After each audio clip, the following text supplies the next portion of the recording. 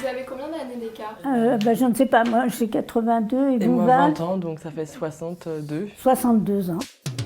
Donc là, je rentre des cours et je vais voir Madame Delobier avec qui je suis en colocation intergénérationnelle pour l'année. J'arrive. Bonjour Madame. Entrez, je suis contente de vous voir.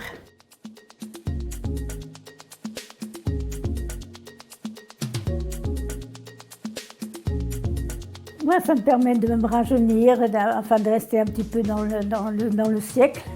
Moi, je trouve ça très bien, c'est ce que je recherchais. Je cherchais quelqu'un pour l'aider à faire ses études et en même temps m'aider moi-même aussi. Elle m'appelle tous les jours pour voir si je vais bien. Elle me propose d'aller faire les courses, de m'aider. On a parlé aussi de cuisine. Qu'est-ce qu'il y a encore? Moi, je fais visite. pas mal de couture, elle m'a demandé ce que je faisais, Ouais. donc voilà. Informatique, même passer des moments ensemble. Et donc en échange, je lui paye un petit loyer pour vivre dans un studio au rez-de-chaussée. Donc ça c'est mon studio où j'habite. Hop. Bon, c'est un peu petit mais je suis dans un bon quartier, je suis bien. J'ai ma salle de bain, mon lit, mon bureau où je peux travailler, qui est plutôt grand. Donc voilà, j'ai pas de toilettes sur le palier ou des choses comme ça, comme on entend souvent à Paris. J'ai 11 mètres carrés, mais très bien agencé, donc on perd pas de place. Je paye 150 € par mois. Et je suis dans le 7e, donc super quartier. Si je voulais un studio de ce style, ça serait plus autour de 800 000 € vu les prix des loyers parisiens. Elle est au premier, moi je suis au rez-de-chaussée, donc c'est à côté. J'aime bien voir de la compagnie et je trouve que de toutes les manières, je trouve que c'est très bien de mêler un petit peu les générations. Vraiment, on partage quelque chose. Et c'est un besoin. Voilà. C'est un besoin, surtout pour les personnes âgées qui auraient tendance à rester un peu dans leur coin et pas voir tout le monde forcément. Vous, c'était votre cas? Vous étiez peut-être un peu isolé avant de recueillir des étudiants? Pas tout à fait parce que j'ai des enfants qui viennent me voir, mais oui, c'est un peu le cas, oui.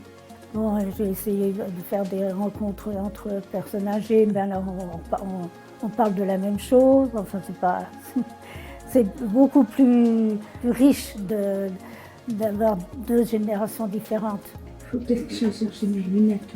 Ah, elles sont dans le salon? Elles sont dans le salon, oui. Ok, je vais les chercher. Tenez, madame.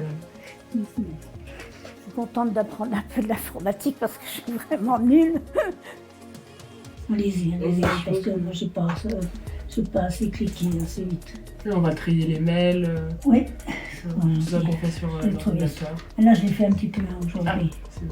C'est la première fois que j'ai quitté le domicile de mes parents. Et des fois, ça fait un peu peur de se lancer comme ça dans la vie d'adulte et surtout à Paris, tout seul. Je sais que j'ai quelqu'un sur qui je peux compter et sur qui aussi elle peut compter sur moi.